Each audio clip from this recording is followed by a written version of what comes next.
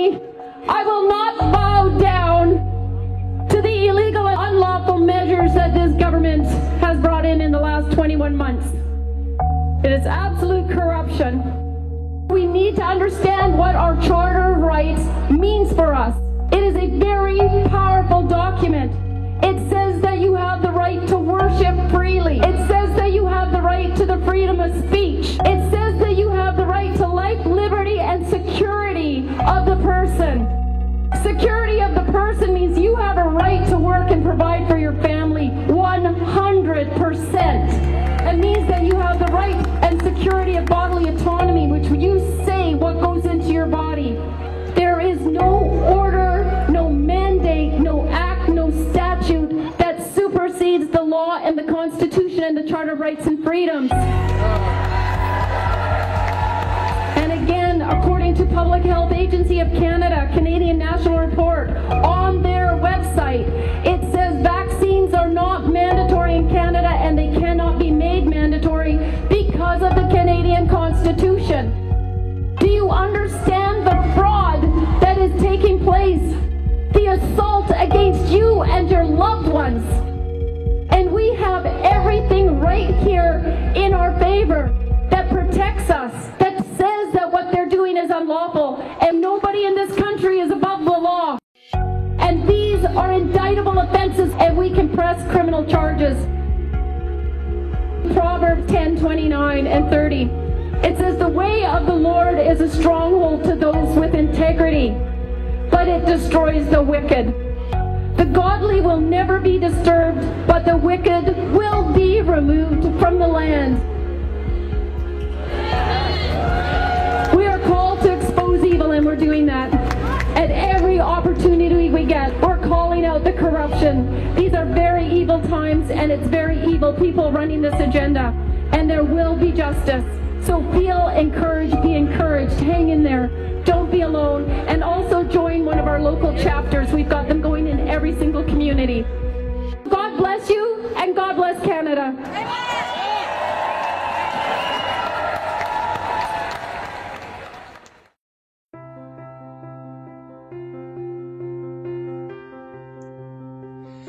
God said in Joshua 1:9, have I not commanded you? Be strong and courageous. Do not be afraid.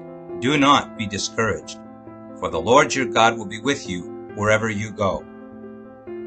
This is both the command and the promise from God to Joshua. The Israelites were facing the impossible, years of waiting. Then in Joshua chapter 6, God said, I have given you Jericho. March. And suddenly, the walls of Jericho collapsed. Action for Canada is inviting all of its chapters coast to coast, as well as all of its pastors and churches across Canada, to a call of repentance and healing for our nation. 2 Chronicles 7:14 says, Then, if my people who are called by my name will humble themselves and pray, and seek my face, and turn from their wicked ways, I will hear from heaven and will forgive their sins and restore their land. Canada was founded upon the principles that recognize the supremacy of God, and this has been viciously under attack in the last few years. We recognize our battle is not against flesh and blood, but against principalities and powers. Therefore, we are beginning a 7-week prayer walk campaign with our Action for Canada chapters across Canada and want to join with Bible-believing churches in praying our country back for God. Beginning the week of Passover or Easter and ending the week of Pentecost, we encourage believers to meet either at a church or gathering place for a time of prayer, then go in pairs or small groups to places of authority in your city, towns, and villages. We will go to city halls, where local politicians have been pushing UN agendas for the last couple of years. We will go to schools, where the sexualization and indoctrination of our children has been more important than quality education, pushing yet another UN-led agenda. We will go to public libraries, where drag queens have been celebrated as acceptable to read to our children. Why do these deviants need an audience of young children? We will go to pride parade routes, We can cover these routes in prayer now, months before the false gods have their celebration. We will go to news and media offices. Some mainstream media are waking up. Let's pray they start reporting the truth. We will go to town squares, public places, where people often gather for open-air markets or summer events. We will carry the Christian flag, a great discussion starter with anyone that may be curious to ask what it is that we are doing or what we are carrying. We will pray around flagpoles of any of these locations that we will visit, as they are places of authority. Will you join with us for this 7-week adventure, reclaiming our country back for God? Jesus said in John 14:13, "You can ask for anything in my name, and I will do it, so that the Son can bring glory to the Father." God bless you, God bless your ministry, and God bless Canada.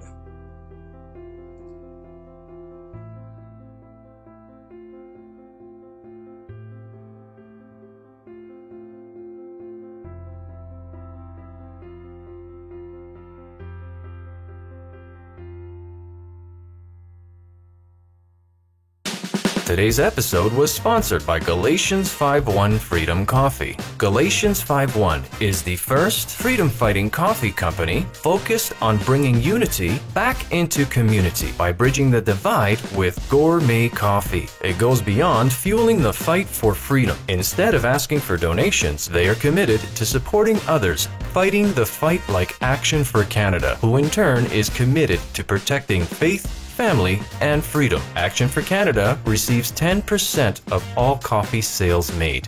Galatians 5:1 offer a wide selection of coffee products, starting with gourmet coffee ground or whole beans, 17 varieties of their biodegradable coffee pods, 5 flavored Swiss water decaf, and 4 real coffee bars made with coffee beans and cocoa butter, leaving you wondering, where has this been all my life? With Galatians 5:1, it's not just coffee, but coffee with a purpose. It's not about what you can do for our coffee, but rather what our coffee will do for you. Go to Galatians51freedom.coffee to choose your own personal coffee experience made just for you.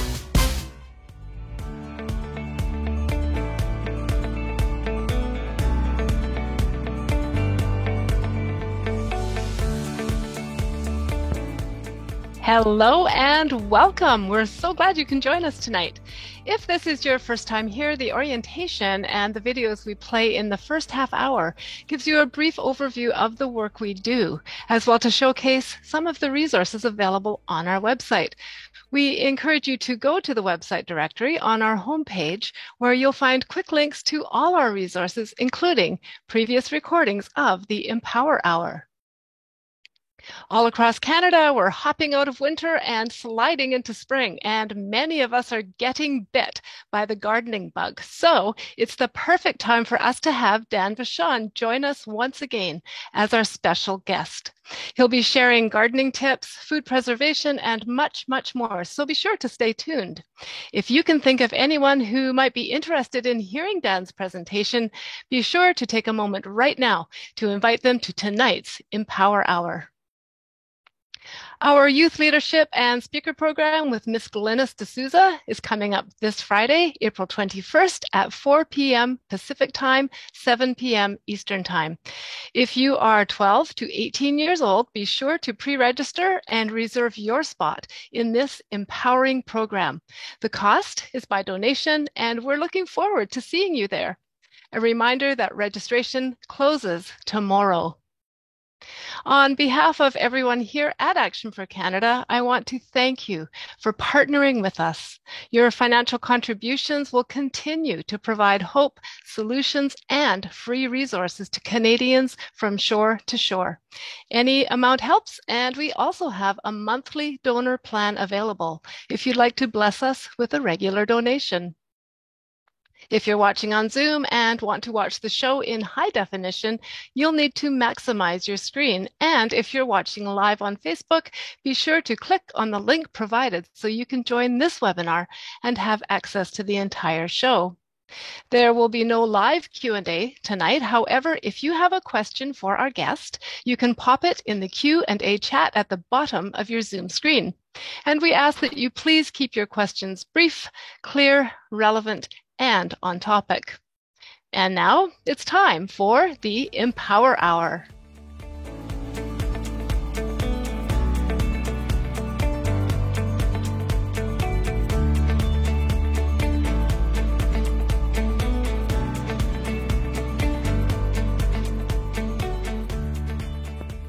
Welcome, welcome. It's so good to see all of you here tonight, and thank you for joining us. Today is April 19th, 2023, and this is the Empower Hour. In just a few moments, Tanya Gaw, Action for Canada's founder and leader, will be coming on and joining us once again with a plethora of gardening tips and information is Dan Vachon. Action for Canada is a grassroots movement reaching out to millions of Canadians and uniting our voices in opposition to the destructive policies tearing at the fabric of our nation. Through call to action campaigns, we equip citizens to take action. We are committed to protecting faith, family, and freedom. My friends, it's always such a pleasure to introduce Tanya Gaw, the founder and leader of Action for Canada.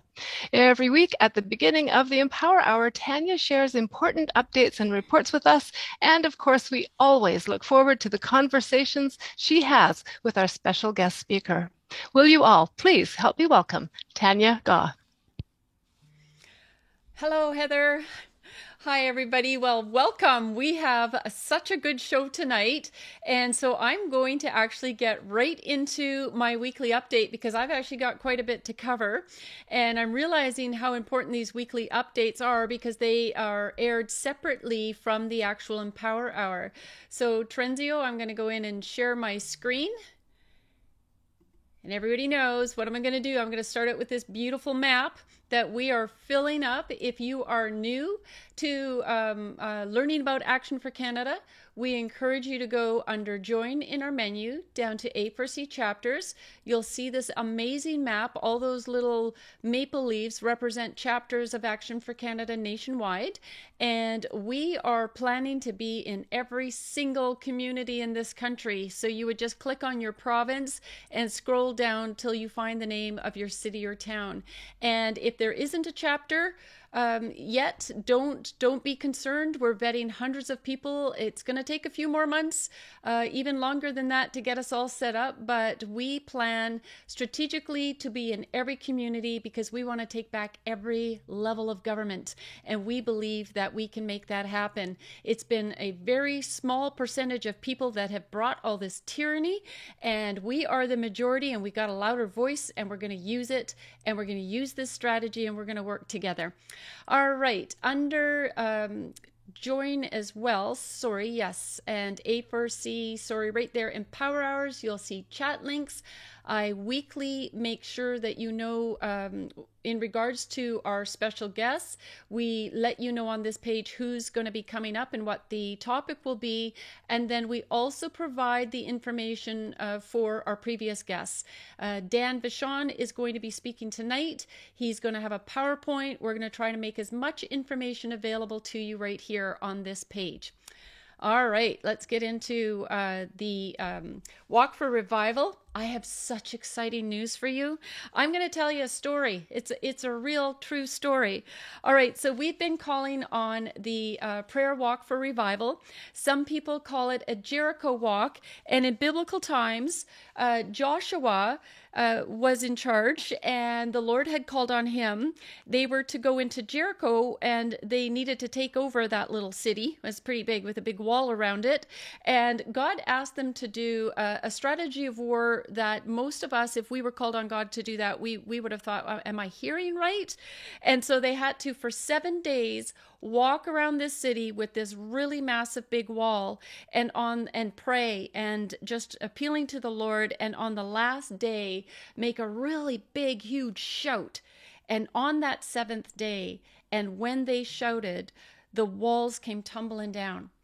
And I'm telling you that story because in Kelowna, British Columbia, our chapter leader, Lowry, had arranged for the Action for Canada team to show up at the school board. We're doing different locations, government offices, libraries, Pride streets where the Pride Walk events are, etc. And we're praying and we're appealing to the Lord to heal our land, to forgive us for everything that has come in and to heal our land. And so they were walking around that building. They prayed 7 times, and a lady happened to drive by and saw the security guard, the school board superintendent, Kevin Cardell. You may have heard me talk about Kevin Cardell before. He is one of the superintendents in BC that wanted to get all of the school staff and the teachers jabbed with that nasty, deadly jab. And we went neck on neck, head to head, nose to nose. And Action for Canada in British Columbia kept 45,000 teachers and the school staff working by making it very clear that the school trustees could be held liable. So Kevin Cardell was part of that. And once the mandates had lifted as far as jabbing school staff last April 2022, we ended up serving them the SOGI notice of liability because there's a real problem in Kelowna, as I've reported in the past, with child pornography. We're just talking in the general public to the point where the RCMP had to get a special unit together. And of course, we know all these pornographic books are in the school. That horrible drag queen Frida Wales, who made those nasty movies about murdering people. And Kevin Cardell has covered for him and others. So he shows up, he hears about this prayer walk. Everybody's on the other side of the building and they don't see that Kevin Cardell has shown up. But one of the parents that are part of Action for Canada team there, she happened to drive up a bit late and saw Mr. Cardell there. So he's very aware that there was a prayer walk. Well, this last week, praise the Lord, we ended up finding out, this is no lie, I'm working to get images of this because we got to find out what happened, but a chunk of the building came down. This is not an old building. There's no rational reason, earthly reason for this to have happened, but a piece of the building came down. And for those of us who know the story of the March of Jericho and the walls come tumbling down, it was a very significant moment. And I know when I had first become aware of it, actually tears came to my eyes because I'm like, God is hearing us. And so we need to up the prayer because there's some just really horrible things that are going on in our schools and across this nation. And it just shows you how mighty and powerful God is. He doesn't need us, but he's calling us to come forth. And this is one of the reasons why we need to pray. And maybe we need to go 7 days around the school board, every school board in this nation. The UN has come out with this report. And for 0 to age 4, this is the education system. It clearly says that to teach 0 to age 4, the enjoyment and pleasure when touching one's own body, early childhood masturbation. This is their report. I've downloaded the report. Here it is right here under sexuality. Then there's a video we came across because the UN is now pushing to decriminalize. All right, I'm going to have a whole report coming out on this. They want to decriminalize age gap love. And in this particular video, Sheila's going to make it available in the chat, but I'm also going to send it out in an action because I think it's very important that we know about this. I've been saying for many years that we need to pull out of the UN, and this is a very good reason. We have said for years that they are trying to normalize pedophilia. The fellow that did this report did an exceptional job of it, and he reported that in New Zealand, it's not only in New Zealand, it's other places, where a 45-year-old man had sex with a 12-year-old girl. And he said that 12-year-old girl came to him time and time again and really wanted it. And we know that 12-year-old girl does not have the capacity to say she wants to have sex with a 45-year-old man. And it's disgusting. Our children need protection from these pedophiles. They show the panel of individuals behind this. And through what we have experienced and witnessed in Kelowna, I don't know what God has coming for Kevin Cardell and that school board. We've got about 3 wonderful school board trustees on there who were voted in and do not agree with the SOGI and all the sexualization of our children. And we need to take back every school board in this country. So that is why we need to pray. Okay, just a couple of updates. Another thing that we're doing in order to help our children is we have relaunched the parent webinars that we're having on the 2nd and 4th, I hope I got that right, 2nd and 4th Tuesday of every month at 10 a.m.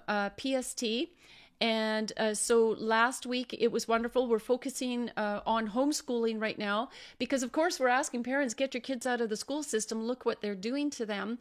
And in the other essence, we got to come up with some solutions. So as we've been telling you, we've got a fantastic homeschool page, but please share the parent webinars. There should be thousands and thousands of parents who are attending this call. And that page you can find under current resources. I'll show you in a moment where you can find that page. The youth leadership programs as well. We're training up youth to be wonderful speakers and leaders and to know how to manage themselves in their communities and to address their peers and authorities in their lives.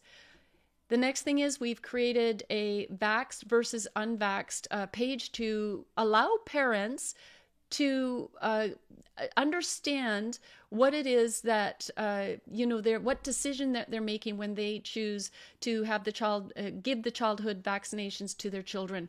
We've got a lot of facts on this page, and then it's up for you to personally make an informed decision. But please don't make that decision if you're a young parent without digging in and doing your homework, because we know we cannot trust Big Pharma or the government any longer. We've been lied to. And as I've said in the past, 72 doses, it'll be up to 108 doses that we're putting in our kids in their lifetime. This is toxic waste going into our children. And it's coming out in, of course, the side effects of it are autism, ADHD, and all kinds of other horrible side effects that unvaxxed children are reportedly, now that we are finally getting reports because they've tried to hide them, that unvaxxed kids are healthier. All right, I said I'd show you where to get this. Under current issues, you can see right here, childhood vaccinations, there's homeschooling revolution, there's all kinds of information on this page as well as the resource page for you to access what it is I'm showing you. For those of you who are new, call to action, weekly emails, you show up with this at this page. And this week, as we say, every time we post an action or some sort of information that we send out to the masses, you can find it on this weekly action page as well. We've got a few locations for you to find information, but this is always a great go-to for me. And I'm just going to go to the last link. I'm almost done. So this week we are doing it on gardening and prepping. We are trying to provide you great information in about less than a 10-minute read. So you can just skim through this, or you can dig deep and take a couple of hours to read through the information and see the videos. I was shocked when I was putting this together, and how for the last 5 years in the United States, who knows if that pork has come to Canada, but they've already been putting mRNA vaccines into the pork. Now they've approved it for the beef. It's already coming into our vegetables, and they explain in the video above and in this information, eat your vaccines, I mean your vegetables, and it shows the process of the plan to put it in our veggies. So again, I encourage you, we spend this time to make it as easy as possible to have this information right at your fingertips, right? All you have to do is hit your keyboard. It seems like Action for Canada webpage is so big, but I'm telling you, once you get used to navigating it, the information becomes very easy to find. And we've got other people, family and friends and coworkers who you can be educating on these issues. All right, so on the prepping page, the food security page, which is under current issues, Dan is also providing a series, and it is on gardening, prepping, and preserving. Dan's a pro. And so we really look forward to Dan teaching us more tonight about gardening. And if you keep an eye on this page, every time Dan has a new video, we are going to be providing it on the food security page. If you scroll down as well, this is where anything on this topic, we will be adding it here to, like I say, make it as easy and user-friendly as possible. Okay, the one thing, normally I do a Bible verse at the end of the Empower Hour, and I realize that doesn't work when I'm doing the weekly action. And so I'm going to start doing them at the end of the weekly action. And so Genesis 1:11 says, "And God said, let the earth sprout vegetation, plants yielding seed, and fruit trees bearing fruit, in which there is their seed, each according to its kind on the earth. And it was so." I love that verse. I'm going to stop sharing my screen and we're going to get going to Dan. But I love that verse because it doesn't talk about GMOs and it doesn't talk about them trying to pretend they're God and messing with what God made perfect. All right, we're not going to mess with that.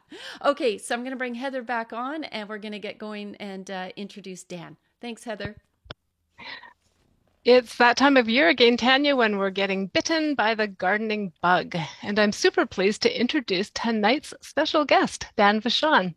Dan is a retired pastor, missionary, and paramedic, and he is Action for Canada's chapter leader in Sydney, Nova Scotia, as well as the chapter team leader for the Maritimes. He also co-leads Action for Canada's pastoral support team.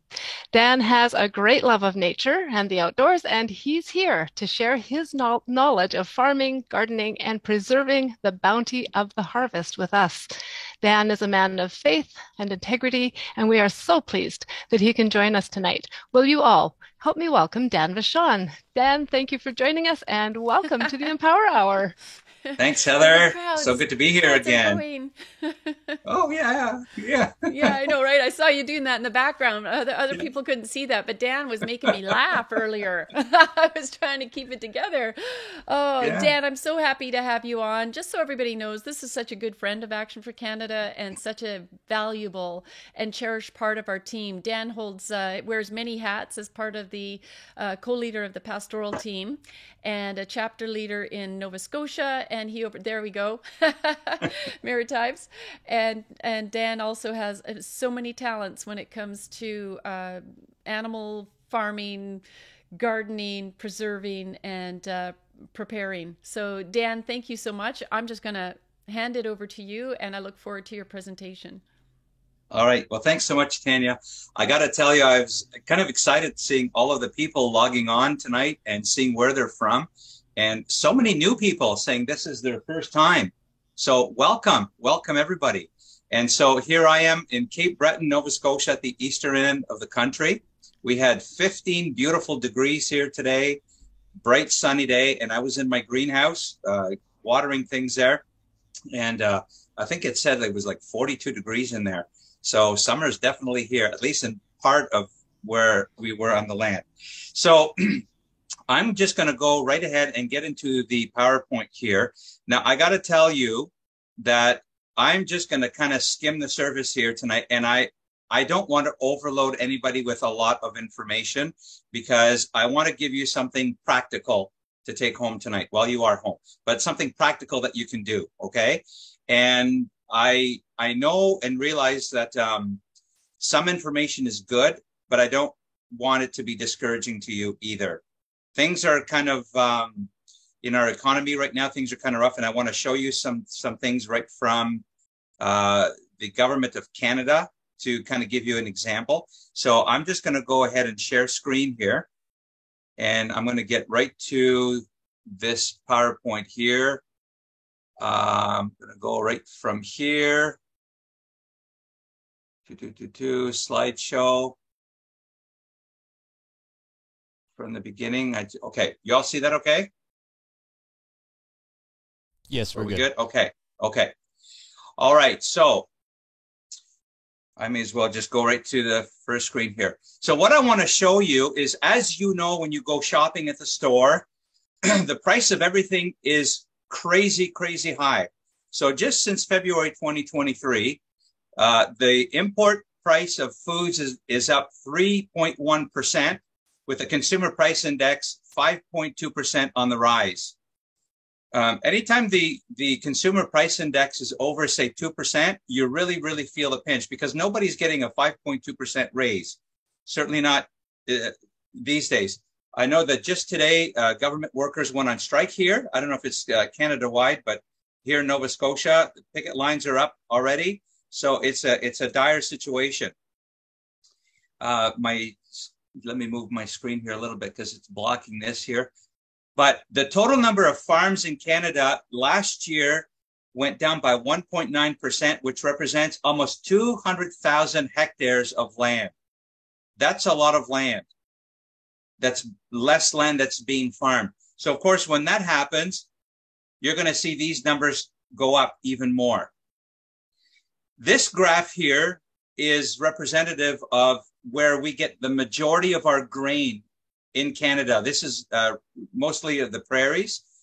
The yellow that you see there, sorry, I just got to move my screen here again. The yellow that you see there represents what would have been similar to the growth pattern the year before. The peach color is lower, but the brown is much lower. This is compared to the year 2022. So what this simply means is that our crop production in the prairies has gone down again since the year before. And this is what the CBC has reported here just on March 21st, 2023. The inflation rate drops to 5.2% in February, but grocery prices are still up. I was at the grocery store just a couple days ago, and I could see 3 different tills next to me. And by the way, I never go to the self-checkout because I don't work there, so why would I do the work, right?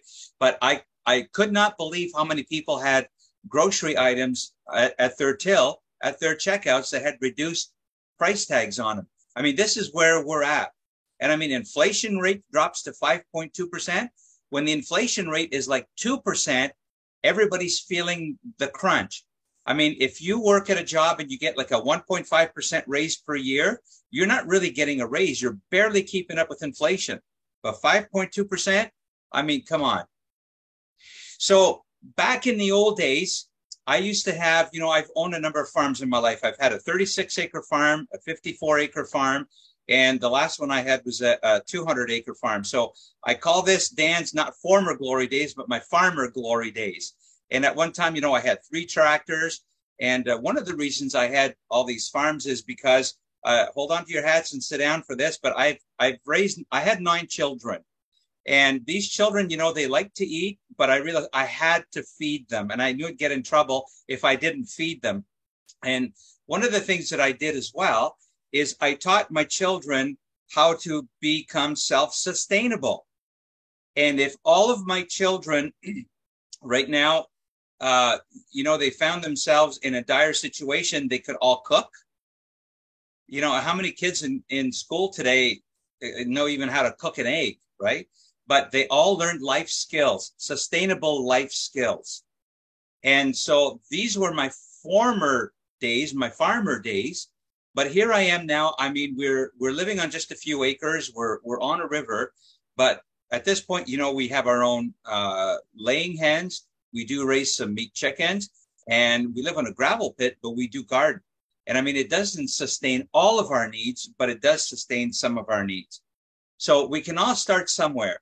Now, you may not be able to have a farm or a large farm. You may not have big barns like this that you can store a lot of produce and be able to, quote unquote, hoard things at this point. And maybe this is you. Maybe you're listening to this and you're thinking, well, what can I do? I mean, this is me. I live in a complex like this. I live in a condo. I live in an urban city. But there is something you can do. Don't feel like you're strapped. And I mean, this is what the powers that be want, right? They want to move us all into 15-minute cities where, you're kind of stuck in a 15-minute prison. But one of the things I want you to notice about this building, look at all the greenery growing on these balconies. And so that's kind of where I want to start with you tonight.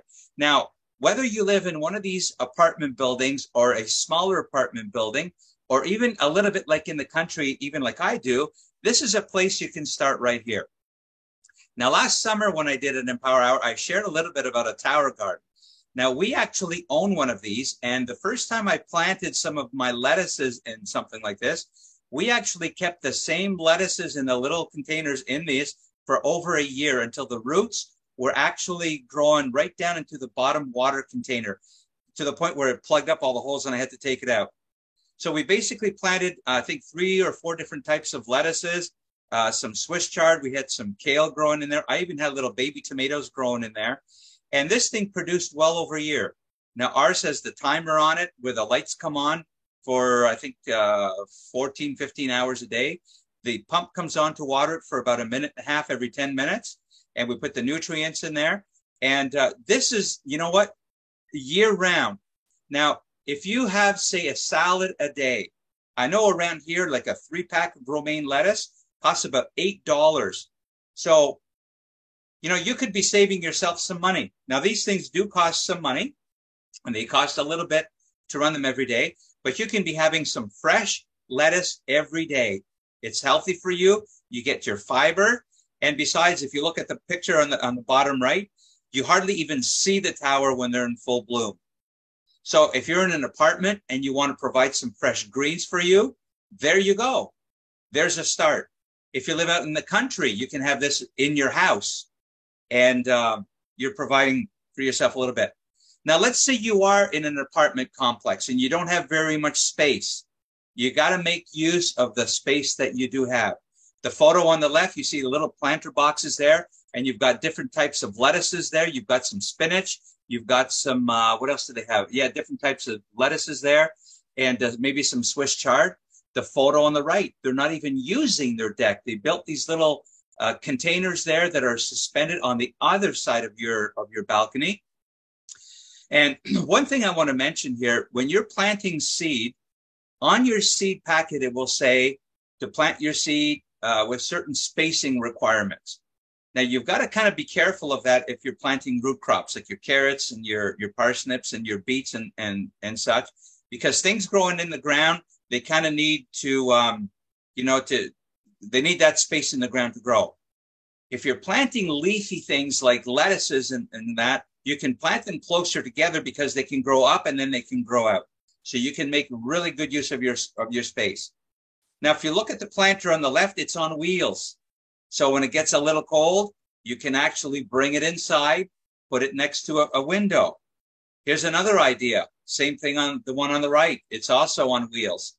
And you can cram things in there. The one on the left is made of recycled materials. Now, I had a little business there for a number of years, and it was called Driftwood Pallet Works. And because I live close to the ocean, I used to go and collect all kinds of driftwood, seashells, and I'm a bit of a scrounger and collector a little bit. And I used to collect pallets, and I used to make all kinds of things like coat racks and license plate holders and different things. But I'm always kind of collecting things and upcycling them and reusing them. The planters on the left look like they're recycled buckets of some sort in little racks. And these are kind of a nice concept because look how closely those plants are planted together. You can jam a lot of stuff in there. And again, you can bring these in. If you have a garage, you can set up some lights and you can extend your growing season in something like this in the fall. You can plant in containers. I mean, isn't your mouth just watering a little bit right now? We make a lot of pasta sauces. We use different types of tomatoes. And these pots can be moved around from to a shady location if it's too hot, or to a sunnier location. And, you can mix and match varieties close by. If you don't have a lot of space, this is an excellent, excellent idea that you can incorporate. Some people have these balconies, and they hardly ever use them. If you want to grow some herbs, for example, in a tight space, look at the one on your left. Or you want to grow specialized little peppers. I really like spicy peppers, so I grow 4 or 5 different types of habanero peppers or jalapenos, I call them, peppers, Look at the idea, the photo on the right. You've got this older gentleman there. He has simply taken some bags of dirt. You cut out the top, then you poke some holes in the bottom, stick them on a tray. You don't even need pots. You just put your seeds or seedlings in there and stake them up as they grow, and voila, Bob's your uncle, right? And then when you're done, you can recycle that bag of soil to spread it on your lawn when you're done or whatever. All right, so you can get a little creative that way. So what if you do have a little bit of a yard and you want to use some of the space and, you don't want to rototill your yard, or you don't want to dig some holes, you don't want to turn the sod over. Well, one of the easiest ways to do it is to do a raised bed garden. And the nice thing with raised bed gardens is you can go to your lumber yard and you can get a few 2x4s, 2x6s. You can put some raised beds together really quickly, really cheaply, or you can use some recycled materials for that as well. Now, in these little beds here, you'll see on the far right, there's some tomatoes grown there. They've got corn in the middle. I don't know why they have corn in the middle, but anyhow, we won't address that. That's not my photo. And then on the far left, you've got some sort of maybe some squashes there, or maybe some zucchinis, it looks like. Notice the mulch in the middle of the beds. Hey, no need to mow between those rows. And it's easy on your feet, easy on your knees when you kneel as well. And it looks like they have an automatic watering system there too, or some sort of soaker hoses in there too. Now here's a neat idea with a raised bed as well. You don't need a ton of good soil to build a raised bed. Now, talking about the Prepper Dan videos that Tanya was just mentioning at the beginning, I do have a second one that's up now that we're going to be putting on that site as well. And I take you through a tour of my raised bed gardens inside my greenhouse. And I use some panels that I get from lumber yards here. When someone orders a cutout or a new steel door or a new fiberglass door and they want a big window in it, the cutout that they cut out from those doors, they throw them out. And so I use those to make my raised beds, and they're already insulated. But in the middle of the garden beds, you don't have to fill it with good topsoil. And here's a prime example of what you can do to create an organic, rich type environment for your plants. And this is called the lasagna type garden. You can do this. You don't have to do it in a raised bed, but it's super economical and super easy to do. So you create the raised bed using recycled materials. On the outside, you can use pallets, and as they decompose or just rot, you tear them apart and you build new ones. So you mix your carbon and your nitrogen-rich organic materials, and I'll talk a little bit about that in just a few moments. When you do something like this, you can plant your plants really close together. It cuts down on some watering, and it also cuts down on your weeds. And with something like this, you mulch heavily, say with straw or with shredded newspaper initially, and then it'll cut down on your weeds as well. Get creative with your raised beds. Doesn't that look beautiful? Now, these raised beds would cost you a fortune, mind you, because it's all galvanized and all really nice kind of pressure treated lumber, and they're all, they're all stained nice and neat. But those panels that you see that go up, those are called cattle panels. And those are actually fairly inexpensive, and you can get those at hardware stores. And I know around here, they're, the 4x8 panels, they're probably about $14, $15 a piece. You can get them that are coated. They're a little more expensive. But this is a beautiful thing that you can do. You can plant some pole beans on there. You can put some peas on there. Cucumbers do well on there as well, even some zucchinis or squashes. And so you've got more room inside your garden, inside your raised beds to grow other things, but then your climbing things go up there and you walk through there every morning and you just pick your vegetables and away you go. Here's another idea using the same thing with the trellis at the back.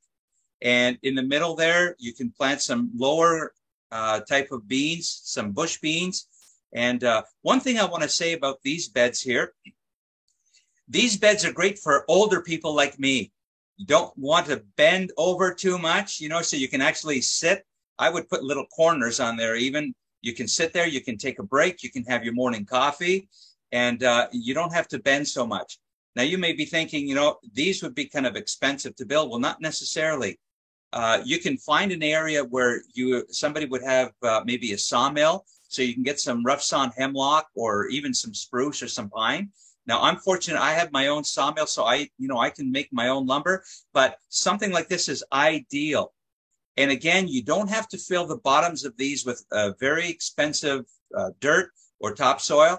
You can put some rotting logs in the bottom, some shredded leaves, some all kinds of leaf litter. You can put some grass clippings, and you build it up like a lasagna bed kind of garden. And as those things decompose, the nutrients in there build a really nice, rich type environment for your plants, and then the roots will gravitate down to that and get lots of nutrients from that. A few more ideas. The beds on the left, again, they look very aesthetic. Boy, say that fast 10 times. Aesthetically pleasing. And there are trellises in the back, so you would put some climbing type things toward the back there. And the beds on the right, if you look at them, they're smaller beds, but look how jam-packed they are. Obviously, somebody likes some flowers there, but you can really pack a punch in those beds. And there's a lot of lettuces in there as well. And those beds will keep producing, as long as you get some nice weather. Container gardens. Again, I mentioned those earlier. It looks like somebody got some totes, from Walmart or whatever. They've recycled some 5-gallon buckets and pails. And again, you can move those around. And, as the weather gets cooler in the fall, you can move those to a warmer location and just keep those going. What about extending your growing season? Well, somebody found some 6-pane old single glazed windows, and they've made some cold frames out of those. You just extend a piece of your baby barn or something like that, a few sticks of wood, and again, you put some dirt in there. Now, this will extend your growing season in the spring, maybe by as much as 6 weeks. You can actually just plant some seeds in there, and it's amazing how hot it will get in there. And then once your plants reach the height of the window there, you just simply take those off or prop them open, and you keep growing through the season. Now, what I do in my greenhouse, and I share this in the new video, I actually plant some root crops in there towards the 3rd week of September. Once I've taken the tomatoes and the peppers out there in the fall, and stuff grows in my greenhouse all winter long, and it's not heated at all. So something like this is a great addition as well. Polytunnels, greenhouses, cold frames. The picture on the top right hand, these are kits that you can actually purchase. They're metal frames. They are a little more expensive, but these kits will last you a very long time. The one that you see on the bottom right hand side there, that's actually electrical conduit. Now, I just bought some electrical conduit for some of my outdoor raised beds, and they're actually fairly cheap. They're like $7 for a 10-foot section. The nice thing with those is one end is flared. So all you got to do is get those little brackets that screw into your wood at the bottom, and you just, and it's in the new video as well. You can see it. You just simply slide them in there and fold them over and just wrap your plastic on top. I mean, you don't need to be a rocket scientist to build these. The photo on the bottom left, those are a little more elaborate. If you have some teenagers that are taking shop class, for example, and you want some help, build something a little more elaborate. And these frames, they look like they just maybe slide off, and then you would stack them or put them away until the fall. And, but again, very aesthetically pleasing. So now that you have all of your produce at the end of summer or towards the middle of summer, what are you going to do with it? Now, let me take a quick pause here and just say something, because I'm still researching something that may be happening this summer to a world near you. Now, back in October 2019, the World Economic Forum, in collaboration with the Johns Hopkins University, the Bill Gates Foundation, the World Economic Forum, and the World Health Organization, did an exercise where they planned a worldwide catastrophe with a corona-type virus, a SARS-2 virus. And wouldn't you know it, a few weeks later, the world was hit with a corona-type virus. It actually happened. So now on the World Economic Forum website, they are saying that the internet has too much misinformation and disinformation. And what they are suggesting is that perhaps as early as July, they may need to clean the internet. And how they will do that is by unplugging the internet for one 24-hour period. And then they're saying we may need to shut down the entire electrical grid in certain countries for said 24-hour period. And they're actually saying it will cost the world economy X amount of billions of dollars. This is an exercise that they may actually be planning to a world near you in the month of July. So if that actually happens, my thoughts is they may be saying, oh, look how much greener the world became in 24 hours. What if we extend this by 3 days or say a week? Now, here we are, we're planning to grow all this wonderful food and we got to preserve it somehow. And my first slide is, hey, why don't you blanch some of your food and freeze it? Now, we do that here. You know, we've got freezers here and, you know, we want something that's convenient. We get some steaks out of the freezer or some ground beef or some vegetables. But what if they decide, you know, you got smart meters on your house. We don't like what you're saying. We're going to shut off your smart meter, or we're just going to power off the grid for a week just because it's good for the environment, right? So I'm not trying to discourage you from freezing your vegetables, but if you are going to freeze your vegetables, you need to know how to do it. So again, we're not going to get into too much detail here, but we will have some follow-up videos on how to preserve in all of the ways I'm going to introduce to you right now. But keep that in mind. It's simple and it's easy to freeze things, but keep in mind that things may go awry and go sideways at some point if somebody at the World Economic Forum decides that they're going to do something nefarious like they did in October 2019. And our world here in Nova Scotia, they're still following this narrative. And you know what I'm talking about, right? So another way that you can preserve your food is by doing something like this. Now, that is not one of my photos. If it was, I would be going absolutely crazy because you see the third shelf down in the pickles, there's one jar that's crooked, that stands out, and it's not in line. My OCD would drive me absolutely nuts. I would not have that on my shelf. But other than that, doesn't that look beautiful? And things that are preserved and canned this way will literally last you for years. The power grid can go off, and this will keep for years. Now, we do some of this, and we actually do some of our vegetables like this that are pickled, and they will also last you for a lot of years. So one of the things we're going to do with our Prepper Dan videos is do step-by-step videos on how to pickle and how to can and how to preserve. Did you know that your products can look as beautiful as that? Now, there's a full meal in a jar. You want to, you know, enhance one of your chicken dinners or whatever, you pop it out, you warm it up, and away you go. Now, some of your vegetables, all of your vegetables, as a matter of fact, will need to be pressure canned because they're low acid food. Your jams and jellies don't. They can be water bath, but we will go through some videos with you on that, on how to do that. But did you also know that you can can your own meats? Now, we don't really eat lamb here, but I am a hunter. And, you know, we do preserve a lot of our meats this way. The nice thing is when you go to the store and you buy your beef, well, it doesn't, you know, they are playing around with our meats and stuff. And I did have some slides and some articles, but I didn't want to discourage you too much tonight. But you know what? The best thing you can do, one of my children, she raises some pork. And so we usually buy a pig from her. We do have some connections also that raise cattle. And so we buy, you know, a quarter beef or a half of beef. And so we do our own. Do you know that you can can ground beef? You cook it up, put in a jar, pressure can it, and voila. And this stuff will last you for years. You can spice it. You can add, you know, as you see, there's some onions and a few other things. And we also do some of our pasta sauces like this too.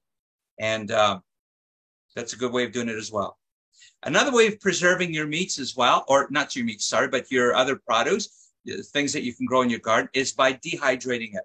You can dehydrate some of your meats as well. Make some really nice jerky. I am going to recommend one thing to you, though. You can buy those cheap dehydrators that are round and they just simply have a fan. My recommendation to you is if you are going to get a dehydrator, get a decent one that has a timer on it and also has a temperature control.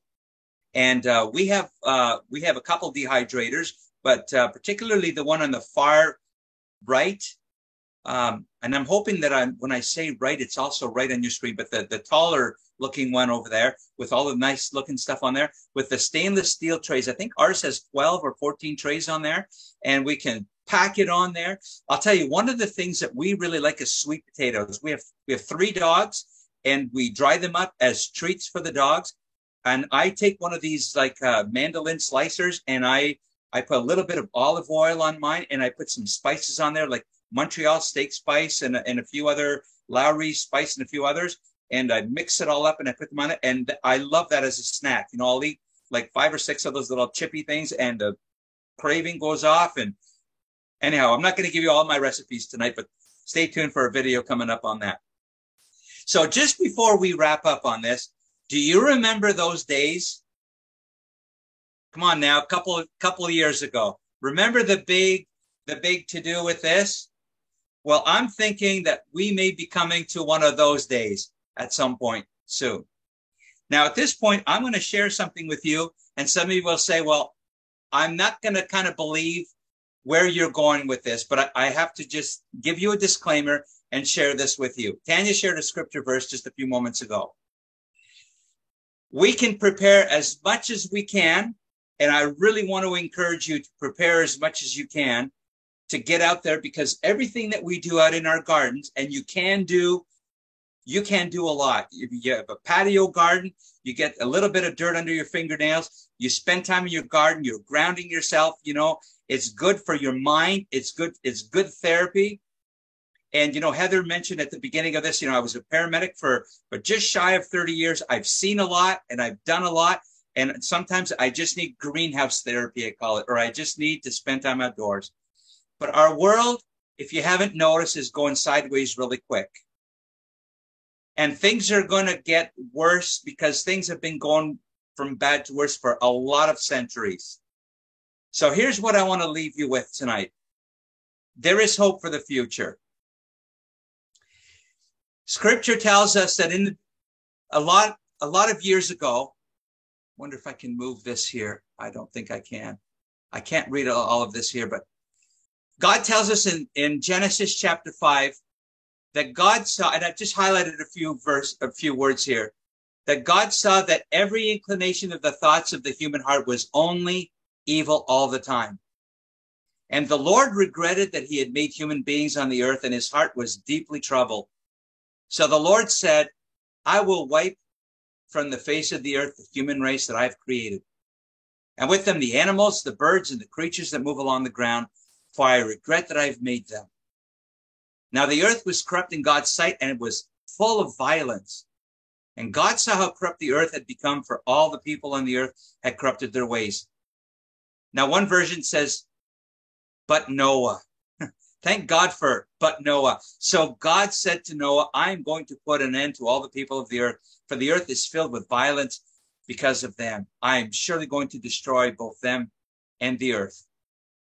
That's at the very beginning of the Bible. God had just made everything, and just a few chapters later, God said there's so much evil in the world that mankind can't even think of doing good. And everything Tanya was sharing at the beginning of this webinar, it seems that mankind is creating new ways of becoming evil today. And if you can't see it, I mean, you need to step outside your house. And so 2,000 years ago, Jesus was with his disciples, and they knew that the end was coming. That's 2,000 years ago. And they said, so Lord, tell us, what's it going to be like at the end of the world? And this was his answer. As it was in the days of Noah, so it will be at the coming of the Son of Man. For in the days before the flood, people were eating and drinking, marrying and giving in marriage, up to the day Noah entered the ark, and they knew nothing about what would happen until the flood came and he took them all away. That's how it will be at the coming of the Son of Man. But it's not all doom and gloom. We can prepare for the uncertain future here on earth, but one thing is certain, we all face death. Maybe you've heard it said before, there are two things that are certain in your life: taxes and death. And it's tax season, right? And I got to tell you something absolutely for certain, for sure. In my 30 years as a paramedic, I have met too many people who got up in the morning, had a shower, got dressed, and were on their way to some place, but never made it there because death came. It happens. My question to you is not, are you going to garden this summer and how will you preserve your food? But my question as we leave here tonight is, where will you spend eternity? But the good news is God sent his Son to pay the price for our sin and to reconcile us to him. But It's a free gift. And will you receive this free gift of salvation tonight? And that's my challenge to you. And I do pray that you will. So that's it for this presentation. And stay tuned for more videos with Prepper Dan. And we'll stop screen share. And that's that, with more to come. Oh, thank you, Dan, so much. That was a wonderful presentation. I can't wait till we can put that on the page, because I'm sure that our viewers are going to want to share that with others or watch it again, right? So that they can absorb more of the information. And I just kind of love it that we're going back to the basics. I remember when my kids were small, I would grow a small garden with them, and it was just so rewarding. Just the way that new life just naturally grows on its own. And I look forward to not being so busy one day. I'm hoping my neighbors will share because I just don't have time to plant a garden. But that is exceptional. All right, I think we're going to go, and thank you as well for your word. I do believe that it's very important in these trying times. There's a lot of people who feel helpless. And that's why I wanted to give the amazing story about the prayer around the school board in Kelowna and how God is here. He does answer prayer. But when we turn our back on him throughout history, he does allow evil to rise in a land, and he uses evil leaders in order to bring us back to him. So that's a different kind of harvest, that we're looking at as well. So thank you for that. Okay, so I have a couple of questions. Anybody, if you're not familiar with Zoom, if you hover down at the bottom, there's a little symbol that says Q&A. If you pop your question in there, we'll ask Dan. And I've got a couple of questions that are ready to go. So somebody has asked, I have 5 feet wide by 40 feet long spot. Options, ? I am an urbanite and clueless, sadly, on growing anything. So I guess they're looking for a little direction on where's the best place to start. Well, I would say if you're close to an Action for Canada chapter, we connect very well with our chapter people. And I would love for you to connect with somebody with one of our chapters, because, we've got some information that we'll be posting on our website, and there'll be more information on there. And in my last presentation that we did, I think it was I'm going to say July, there is a section I do on there where, that's a good space, 5 by 40. Wow, that's, you can feed a neighbor with that. And if Tanya's close, maybe you can feed Tanya as well. But I would say, doing a garden like that with a friend or with a neighbor, or, finding somebody and say, I've got this space, and if you know anything about it, will you work with me? So partner up with somebody. That's what I would suggest. Right. So with a 40-foot space like that, 5 feet wide, you need a little room to be able to squeeze in there. So if you have 3 feet of gardening by 40 feet, you could strategically plant some carrots. I love growing carrots. And the zucchinis, put them somewhere on the end because they do like to travel and anything like that. I used to grow my own pumpkins as well. And so tomato plants are also terrific, and lettuces. So is there anything else that you would recommend for a 3 foot by 40-foot garden space? Yeah. So typically your reach is about, I'm looking at my hands, see where they go there now on the screen. But your reach is about 2.5 to 3 feet.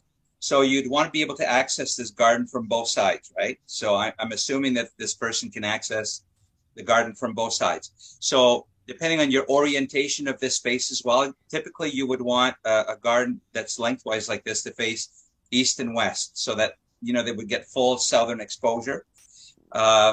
So certain crops like lettuces, they like a cooler weather, so they would do well in more of a shady area as well. Tomatoes like full sun, and certain, look at your seed packages as well to see what likes full sun. So you can plant, again, some shorter crops toward the front, like some bush beans toward the front. And if you have some taller things, like you can put tomatoes towards the back, if that's how you're going to do it. And even, if you want, you can plant some corn. If you have, if your access is limited, put your corn towards the back. And what some people do, as a matter of fact, is they plant some corn and then they'll put some climbing beans companion plant them right next to the corn, so the beans will actually go up the corn stalks. That's neat. Yeah. Yep. Yeah, I'm sure that, well, these are really good tips, right? Like even having conversation about them because as we talk about things, those ideas come up because you said the preference was plant your garden east to west, but if you only have north to south, then you would have to think what side would be best on the shady and what side needs the most sun, like the tomatoes. Those are things to consider. Right. That's right. Okay. I've been looking at Tower Gardens. What brand would you recommend? Oh, you know what? I would have to. I can't remember what brand ours is. Just give me 1 second here, and I That's will. Okay. Take a peek at that. Maybe. Yeah. Juice Plus is the brand that we have. Ours is the brand is Juice Plus, and their service is excellent. We have ordered some more of the. So basically, with the Tower Garden is there's no dirt involved. It's just water, and every time we top up with water, we also add some liquid nutrients in there. And we've had to order the liquid nutrients once before. Their shipping is excellent. It's very quick service. We basically had to do no service to it at all. It's just been a cleaning. Like I said, we've had the thing for about 1.5 years now, and I've had to take all the plants apart and that once and clean it. And I got to tell you something too. When I took some of the Swiss chard out, when I took it out, I mean, it was a huge ball of roots. I actually took it and put it in my greenhouse in the fall, and it actually grew all winter. So I did very well. Yeah. So Tower Garden by Juice Plus is the one that I would recommend. Okay. And that's food grade. Some added needs Yes. to be food grade. Yeah. Okay. So yes, Yes. to that. I know somebody asked, Cynthia said website for Prepper Dan. So it's going to be on the Action for Canada Rumble channel. And so that's where you can look for future videos. Plus we're going to have it on the food security page on Action for Canada. Okay, I'm not sure. I've got a DIY hydroponic tower garden link here, but I'm hoping Sheila put that in the chat. Okay, Dan, would you please repeat what the WEF plans to do in July? Okay, so basically what they're suggesting is that there's too much misinformation and disinformation on the web, probably about everything we're talking about, like all the truth that we're talking about. So they want to clean it. So what they want to do is they want to disconnect the World Wide Web for 1 day. And then they're saying, well, probably to do that, what we should do is disconnect the entire power grid in certain countries also for that same day. And they're also saying, well, it's going to cost the world economy, like it's in the billions of dollars. And then some are saying, they're going to say, oh, look how greener the planet got today because we did this. And so it's all part of the climate change initiative, right? So my suggestion was, well, if all we do to preserve our food is put things in the freezer, you know what it's like. I mean, we have hurricanes here on the East Coast, or the tail ends of hurricanes and winter storms, and sometimes the power goes off for, a week and that. And so we have to be prepared, right? So we don't want to put all of our eggs into the freezer, so to speak, or into our one basket. So we have to be prepared. So having said that, some of the segments in the videos we're going to do is I'm going to teach you how to cook without an electric stove. There are options, right? And all you need is maybe a few twigs, maybe a barbecue. And I'm not going to reveal all the secrets here. You'll have to stay tuned. But we want you to be prepared for disasters and all those things, okay? So we don't want to scare you, but we just want to say you got to think about being prepared. And so we're going to work at preparing you. So you need to have food, and you need to be able to cook it and preserve it as well. Okay. What about freeze drying? Do you do that as well? You'll probably provide some of that. We looked into that. Yeah. And I tell you, I've had freeze dried food before. I prefer not freeze dried food.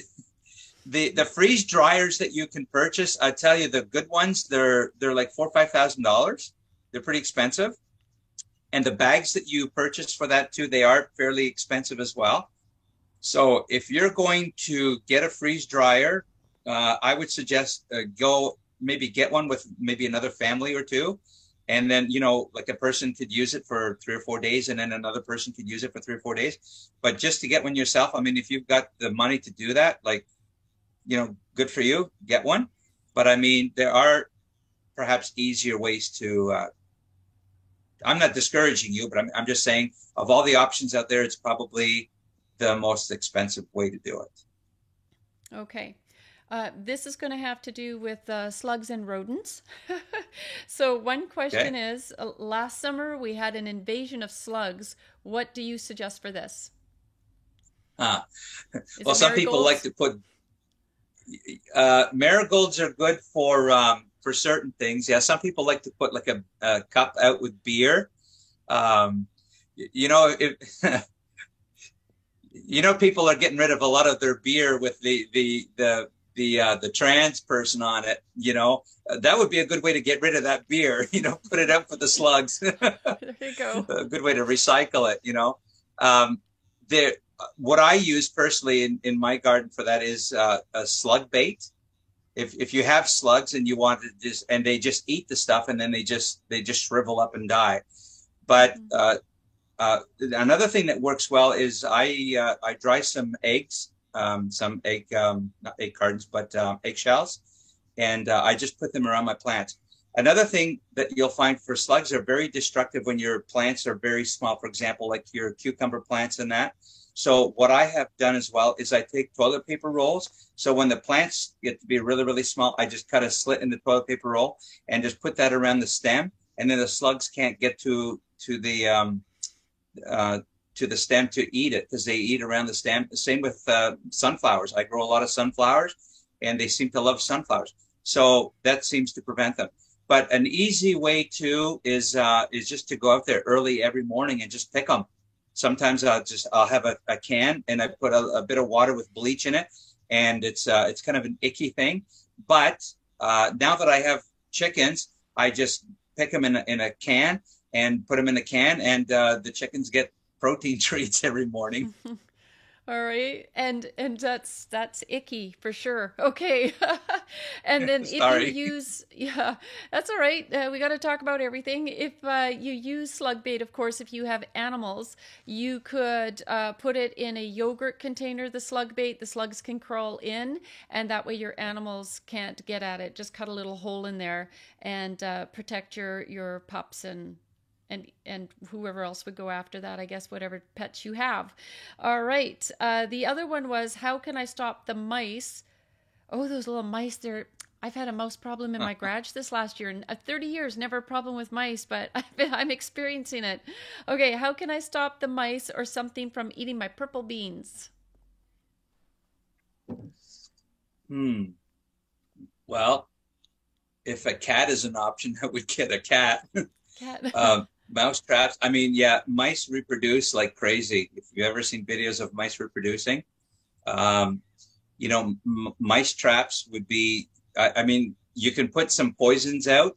The problem with some of the poisons out there is the mice do get, they get used to them, and it just doesn't seem to work well for them. So people know I used to own a farm feed store. So I'm very familiar with a lot of those products out there on the market. I used to sell the big bags and buckets of the stuff for farmers. And it used to be that you can get that stuff. Now you can't. Like, it's very difficult to get the good stuff, the non-toxic stuff to animals in that. And you just can't get that stuff anymore. The only things you can get now is, they come in the little containers that you have to put the little blocks in there. They just don't seem to work as well for some reason. I find, the mouse traps work the best if you have to have a mouse trap. And even relocating the mice, they'll come back. Mice and rats, they're prolific. Right. I have because my mom also lives downstairs with me. She lives with me. And we were going through this little mouse problem last year. And I won't tell you what originally I had to do to get the problem under control. I did try the traps as well. And that's so very undelightful. But, the threat of the damage that they do, it was horrific. It was absolutely horrific. But I fixed the problem. But now I got a live mouse trap. And it's a steel one. I bought it at Rona, and we've caught 2 little mice in there. And I take them over to Bonnie Henry's house, and I drop them off at the health officers by her home. But no, I do. I take it. I drive it miles away because apparently they have good little detectors to get back to where they've come from, right? But if you have somebody like that in your neighborhood, you might want to give them a mouse. So, but there are options if you want to do it in a humane way that you can catch them live. And then, like I said, you have to take that little trip a couple miles away and drop them off. Okay. I did see a commercial one time with it's like a bucket with a little ladder, and it's got like the bucket kind of swivels. So you'd put something in the bucket, like some sort of a bait that would attract them. And as they go up there, it just swivels and then they can't get out. So then you can take a whole bucket of mice to Bonnie Henry's house. Right? I know. I would just be so happy to do that, right? In love. Okay. Good stuff. All right. What generator would you suggest when they turn things off? A big one. Generator? Yeah. A good one. Well, there's a couple. Like I've got a Honda, and I would suggest if you do get a Honda, get a GX engine. It's a commercial grade engine. There is a type of generator out there now, and I just don't have the information here, but there's a type of generator that doesn't run full power all the time. It's an on-demand generator, so as you plug things in and as things turn on, it revs up and goes down. So it'll save you on fuel. I got to tell you though, generators are really heavy on fuel. The expression I like to use is they're pigs on fuel, and they really are. Because you can easily go through like 20 liters of gasoline a day if you're running them. Keep in mind too, your deep freezers are very well insulated, like the newer ones. And don't think that as soon as the power goes off, you have to plug them into a generator. They can actually go a couple of days without you having to do anything if you keep the lid down. And what I do with mine is as soon as I have some free space in my deep freezers, I have orange juice bottles, like the thicker plastic bottles, and I fill them up like 80% full of water.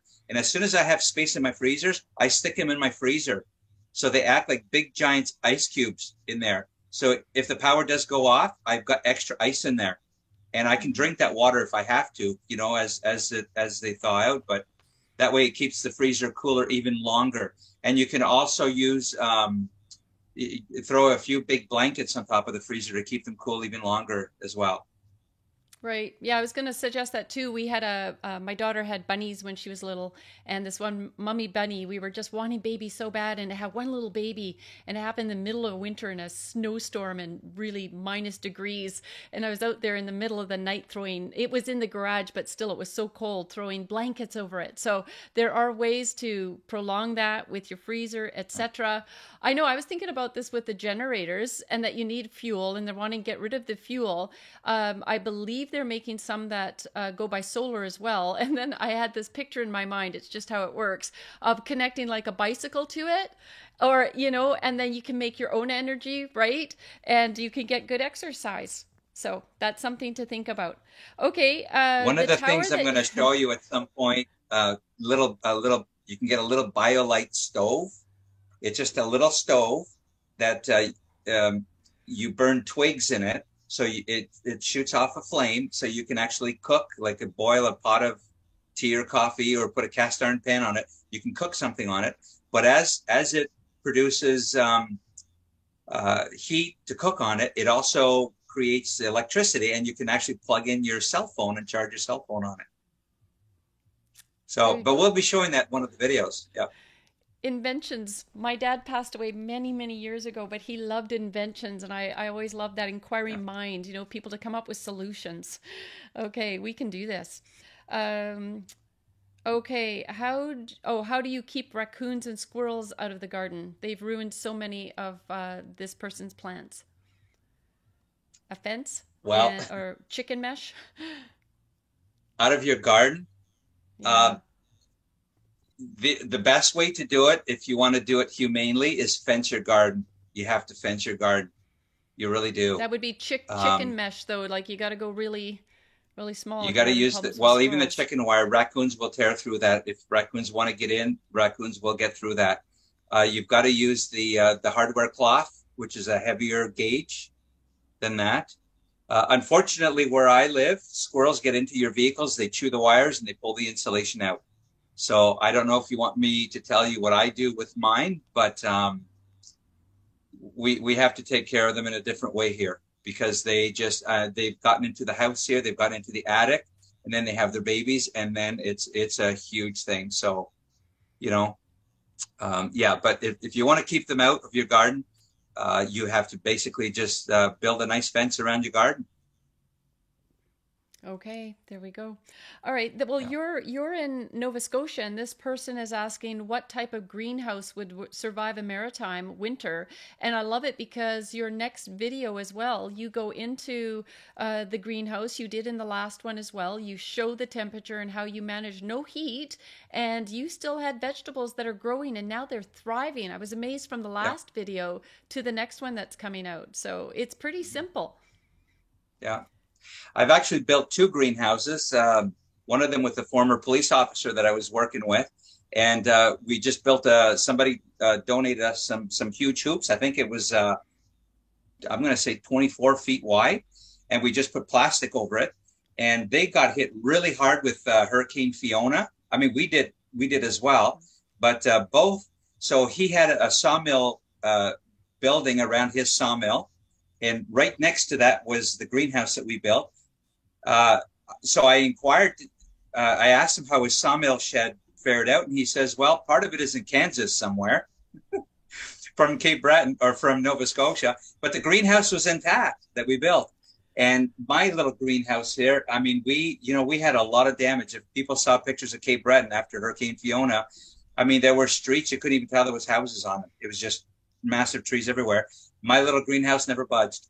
So it's all on how you build it, you know? Right. Amazing. And like I said, I own my own sawmill, so I just milled my own lumber and I use the corrugated plastic panels from Home Depot. And then in the wintertime, what I do is I put an extra layer of plastic on the inside. So there's a air gap between the 2x4s. And yeah, I mean, I could have thrown a little heater in there this winter and maybe not lost as much as I did lose, but I've got crops in there that I'm going to be harvesting probably in the next month and then replanting it for the summer. Okay, that's awesome. I'm just looking at, you know what, I think I'm going to make it public because I think we agreed that the transplants and the chaga tea, right, is the next one. Yes. Okay, so for that person that asked the question, I've just made it go live and I'm going to put it in the Zoom and then Sheila can include it in the description of this video. We'll include this link. So there's Dan's next video. It'll also be on Action for Canada's webpage. Be great if you came there and share that information. All right, yeah, that's great. I think that once people watch your videos and see what it is, I was impressed with the corrugated wood because it had the insulation, like you say, which helped to keep the gardens warmer. Somebody had noted in the chat I saw you were talking about above ground, but for people that have more of a drought, they were suggesting that it was better to have it in ground, your garden in ground, because they would do better.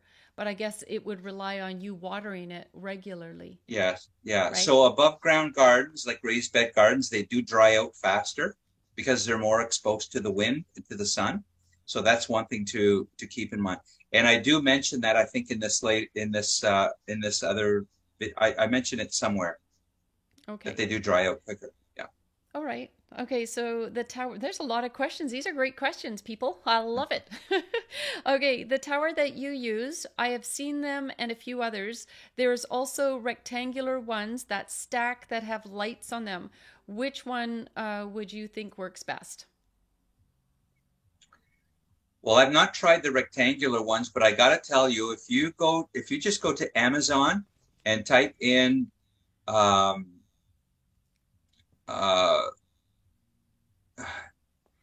I did, you know what? If you go to my other webinar that I did in July, I post a few pictures of an alternate type that you can build yourself, but you can order most of the components from Amazon, and it'll cost you maybe $200, $250. They're a little less elaborate, but they will still work. So basically, they're made out of the PVC pipes, and you can make them any size that you want. So instead of a nice fancy bowl at the bottom, you know, you may have to just purchase like a Rubbermaid, like a 10-gallon bucket, but they do come with a pump and all that. So, yeah. So I've never tried the rectangular ones, but anything is better than nothing at this point. Sounds good. I want to talk a minute about heirloom seeds. For those that don't know what an heirloom seed is, somebody had posted something about tomatoes in Mexico possibly having the vaccine in them.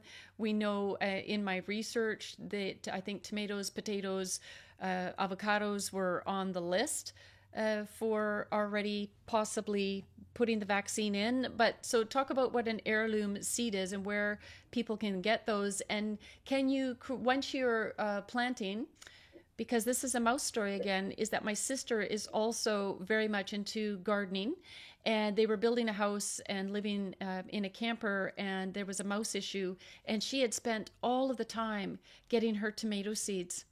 And she woke up in the morning and the mice had destroyed them and eaten them.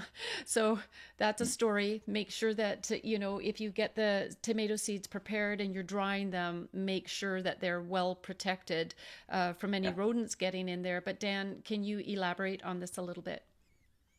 Yeah, so all of my seeds are stored either in glass jars, tight-fitting glass jars, so the mice don't get to them once they're dry, or in metal containers that are, again, mouse-proof. So heirloom seeds are seeds that typically are older seeds. A lot of them are open pollinated, which means that, how to describe open pollinated? They're basically, you can just plant them and they don't need other cross-pollinators. And heirloom would simply mean that they've been passed down usually from generation to generation. They're non-GMO. Now, I've got to warn people too, there's a lot of seeds that we've been finding that have the stamp on them that say non-GMO that have been proven to typically not be non-GMO. So it's really misleading, really. I mean, we're reading labels of things that we're finding are false and falsified. You really need to get some seeds really that if you can get them locally from a trusted source, and it just means asking around. The other thing that I would recommend too is there are some, here's one thing I forgot to mention that I was going to mention as well. Our local library here has a free seed library this year. And I thought that's interesting because are they really encouraging people to grow their seed? So someone that we know went to the seed library, and there's like 8 different seeds that you can get, like tomatoes, cucumbers, and a few other things. Here's the catch.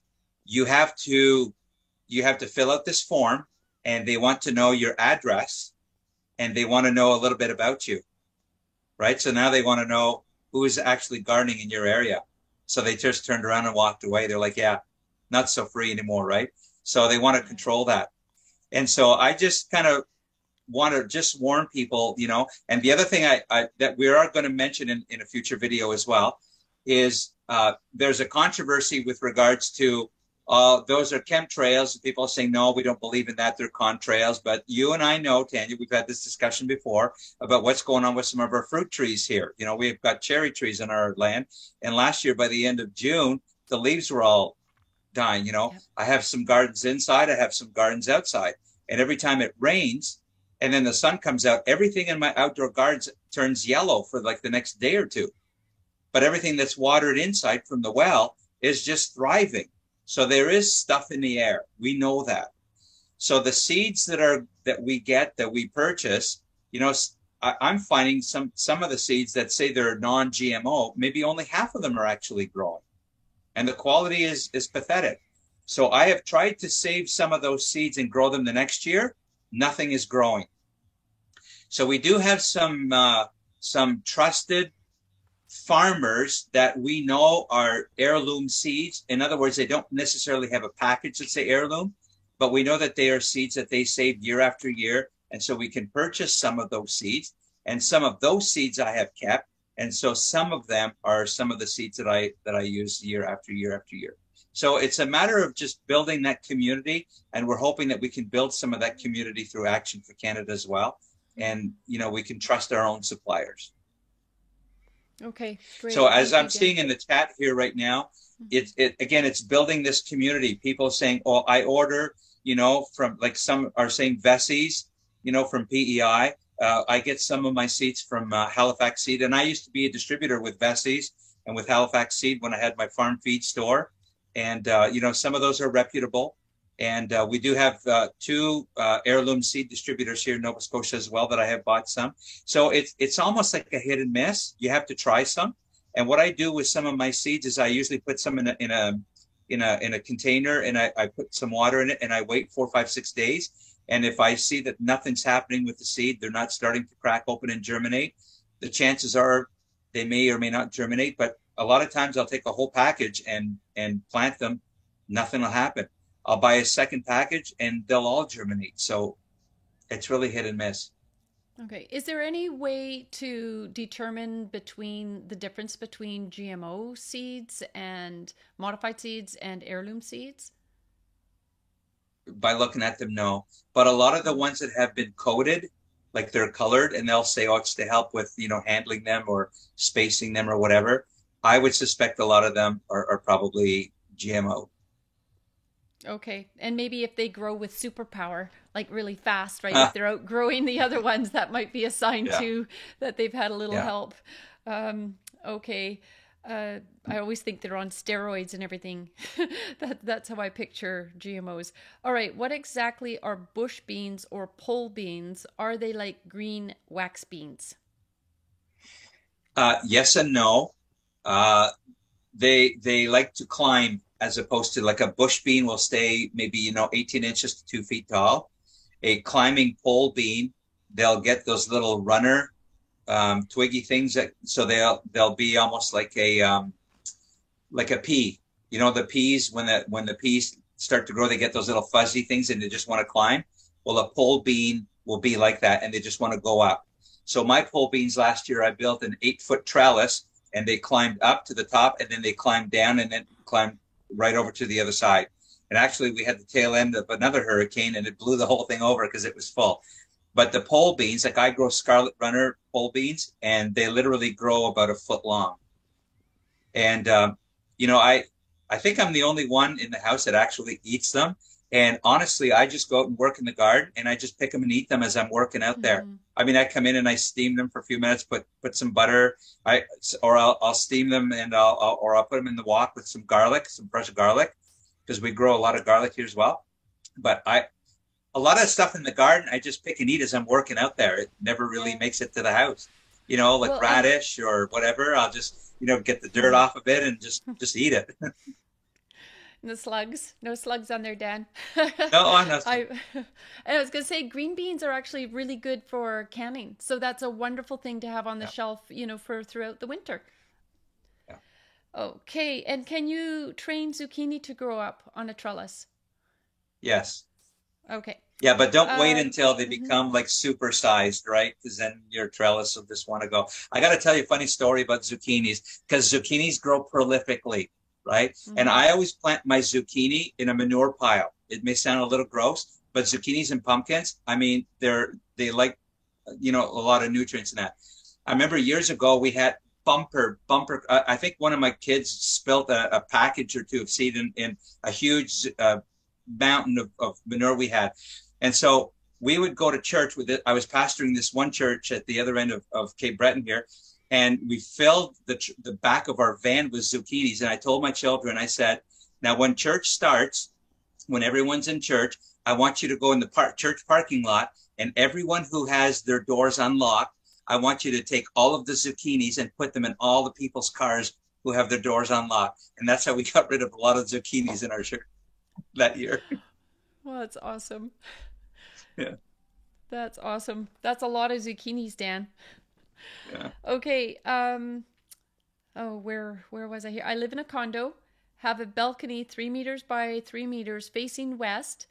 Dan, what would you attempt to plant facing west? Facing west, so you'll get late day. I would grow lettuces probably, you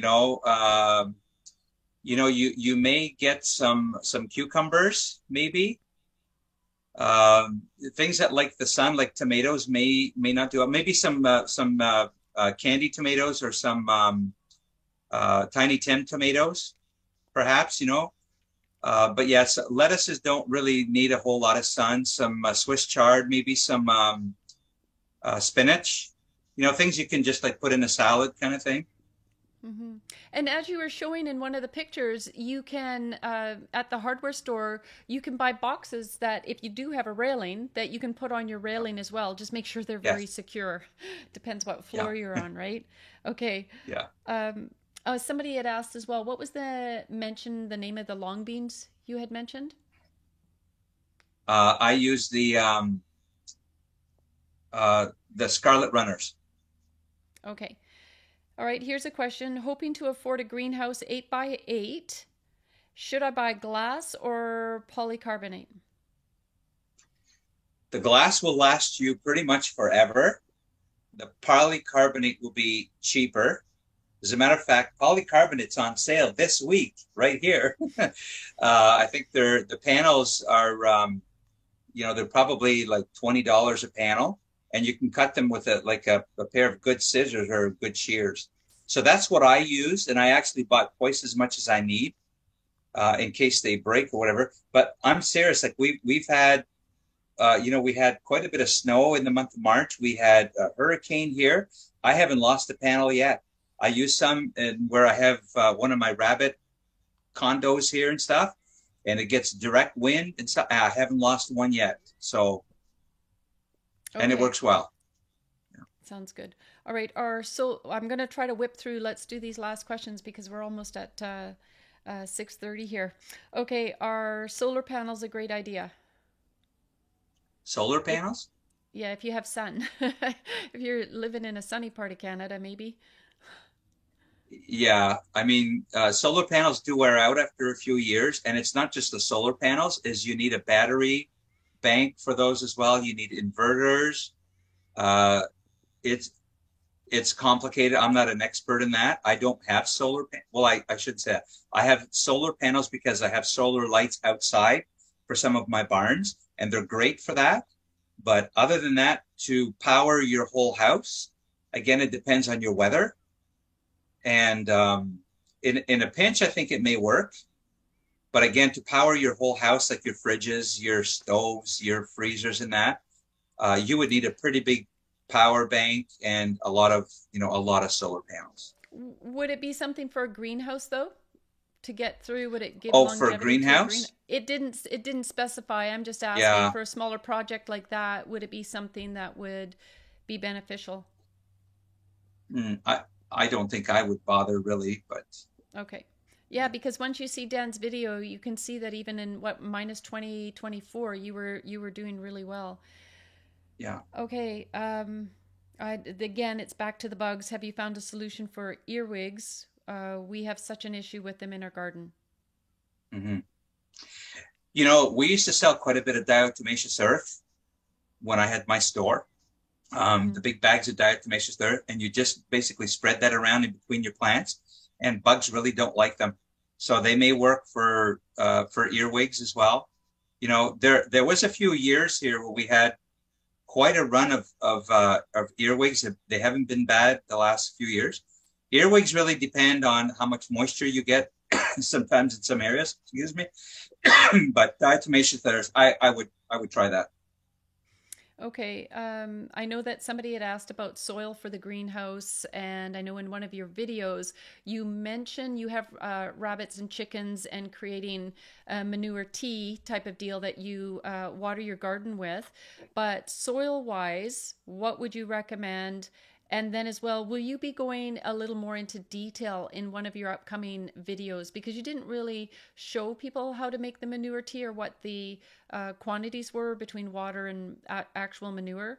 So maybe answer both of those questions. Yeah. So in the next video, I've got half of the content already for the next one. But in the next video, I'm going to show people how to make their own manure tea if they don't have animals that they can have access to, like fresh manure. So we'll be discussing that. Manure tea is it's like the crack cocaine for plants. It's what's going to make them go crazy, but crazy in a good way. Okay. So I'm also going to be showing you how to make your own soil. Like even if you get like a bag of good soil from the store, but you can go for a walk in the woods, bring an empty shopping bag. You can collect some leaves, some dry leaves from the woods. Even if you live in the city, go to a park. When your neighbors start cutting their grass, and instead of putting it to the curb, say, hey, can I get your grass? And they're going to look at you kind of funny, but I'm going to show you what to do with that grass. And you can start making your own soil, even if it's just a little bit. And you can mix that with whatever you may buy at the store, even to put in a planter. And as that grass decomposes, and you can mix a little bit of your coffee grounds. I never put coffee grounds in the garbage. I've got my own bins for that. The worms love it. And you want worms because you want worm castings in your garden. So we'll be discussing all of that in the next video and the video after that.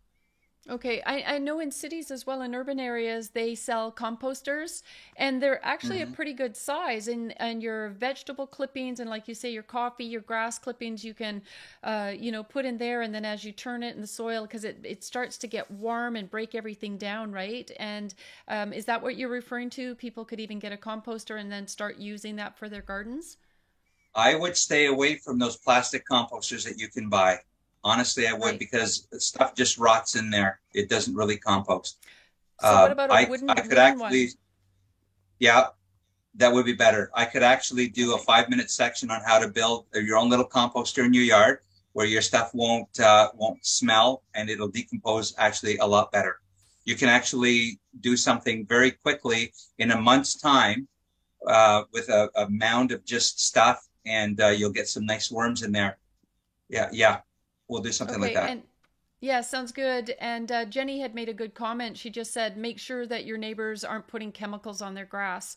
Right. And Yeah. the more we can stay away from anything plastic, any kind of stained wood, because all of that's going to seep into the soil. So natural cedars, etc., is what we should be having close to our soil and our dirt. Even when you're creating those layers, I know that you have had branches in there and different natural materials, because as your roots go into the ground, that's all going into your food. So stay as healthy as possible. All right, this is going to be our final question, then we're going to wrap it up. I have a small number of laying hens, and besides the higher cost of organic feed, acquiring the feed is becoming inconsistent. I wanted to add to my flock, but am concerned about the food supply for the hens moving forward. Any creative suggestions? Yeah. So, yeah, and I know where you're going with this, because when I opened my store, we started feeding co-op feed, which is, by the way, garbage feed. We feed Purina feed now. By the way, the Purina feed in Canada is not the same as the one in the United States. So we feed our chickens a lot of other stuff too. So a lot of organic things, a lot of table scraps or waste, not meat scraps and that. But grass clippings, we give a lot of that to our chickens. We have to be very careful here with our chickens because we have a healthy fox population. So our chickens do have a run, but it's fenced in. And we have a few little dogs here that are patrol dogs, even though they are small. So maybe I'll do a little video on this as well. It'll be separate from our regular things. I built a little contraption here a few years ago that was a 5-gallon bucket, and I put a little 1x4 through it in the middle with a few nails. And at the store, you can buy a piece of liver for like $1, $2. And I poked a hole through the bottom of the 5-gallon bucket and stuck the piece of liver on there and just left it there. And you know what happens after a few days? The flies come in and you end up getting a really good, healthy supply of maggots. And the chickens just love the feed. I mean, free protein. Yeah. So better than crickets, right? I mean, the elites want you to eat crickets, but here it was. I mean, when I opened up the hatch in the morning, it was like maggots, and it was just a show to watch them. And and all day long they'd be, a few of them would be scratching, but they'd be looking up at this bucket, waiting for the next maggot to just fall. And this little one, like $2 piece of liver, would literally last there for like a week. And it was the funniest thing. And so anyhow, and then a lot of times when we rake the yard, we live in a wooded area here. So anytime I get like a large amount of leaves and a little bit of twigs, we put that through we have a big wood chipper, and then it all goes in there. So they eat bugs in there. They're always scratching at things. So we feed them scratch as well. So cracked corn and then a mixture of scratch grains as well. But anything organic that you can feed them, and food scraps, if you can get food scraps even from your local store. I know that there's a website, a YouTube site that I follow. They get boxes of like food that's going, like vegetables that's going bad. They go in there, and chickens will eat anything. You probably know that already, right? So.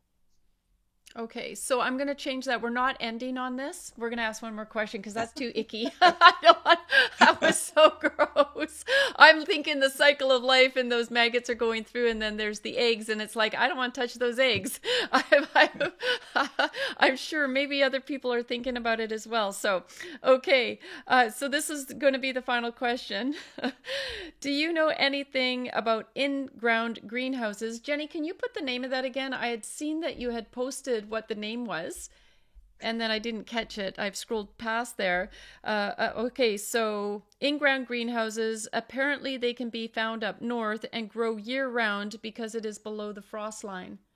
I'm just seeing if Jenny had put the name in again. There's a special name for them. So are you familiar with those? Walipini, I think. Yeah. Oh, there it is. Yeah, Walipini. So I did hear about those, and I got to tell you something about greenhouses. Greenhouses are amazing. Like just the simple concept of greenhouses. It breaks my heart because I've driven across this country, except BC. I've never been to BC or Newfoundland yet. But it breaks my heart to see how much land and old farmland that is not being used anymore. There is no reason why this country cannot produce enough food to feed our own people. And the amount of like even dead and dying forests that we have that we can't heat our own greenhouses even. Like, I can go on and on about this. But if you take the greenhouse concept and apply it even to our northern climates, and you're right, because we have a frost level here. And I have a friend of mine who he has a firewood business, and he also has cows. And one year he produced so much firewood that he had a huge amount of just bark in his yard. And we went over to his house for dinner and I couldn't believe this was middle of winter, and we had like 3 feet of snow on the ground, but this pile of bark, the steam coming off of it. And he said to me, he says, stick your hand in there. And I stuck my hand in there for about 3 seconds, and I almost burnt my hand. I said, what do you have in there? He said, just the wood decomposing. He says, come to the back of my house. So we went to the back of his house. He had taken a section about 4 feet by 4 feet, dug it out about, I'm going to say 3 feet by his foundation, poured concrete, and he had taken, now this may sound a little gross, but fresh cow manure and these wood bark and filled it in there. But he had put some water coils with ethylene glycol in there. He had a circulating pump. He was heating the majority of his house by that stuff decomposing. And that's it. And this little water pump was circulating that stuff through his basement, and it was heating most of his house. You can use that concept and heat a greenhouse and grow food year round, right? I mean, we've got this stuff. It's decomposing in our forests right now, right? So I used a little bit of that concept in my own greenhouse with insulated panels. And so you can use something like that and bury it in the ground a little bit, right? And you can grow food year round. We've got hungry people all the time, right? So this concept, I've seen this concept before, but I haven't really researched it, but it can work anywhere. Okay, awesome. That's wonderful. When you said this is going to be gross, I thought I was going to have to ask another question. So that story wasn't too bad. Oh, so, well, Dan, I had fun tonight. Boy, we've got so many heavy topics, right? That, and I find that gardening is very healing. Get my hands in the dirt. It's my mental health days when I get to go out there, and mine are planting flowers and whatnot right now, but I hope to get back to gardening. And so we just really appreciate that you have come on tonight and given us such an amazing presentation, but stuck around with us and answered all these questions.